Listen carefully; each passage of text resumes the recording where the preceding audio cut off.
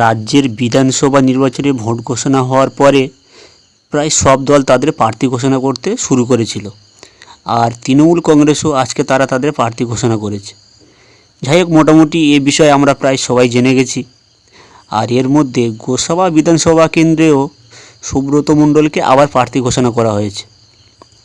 উপনির্বাচনে যেভাবে সুব্রত মণ্ডল 1,43,051 ভোটে যেভাবে জয় ছিনিয়ে নিয়ে এসেছিল, তিনি এই বিপুল ভোটে জয়ী হওয়ার পর গোসাবার ভূমিপুত্র হিসেবে উঠে এসেছিল।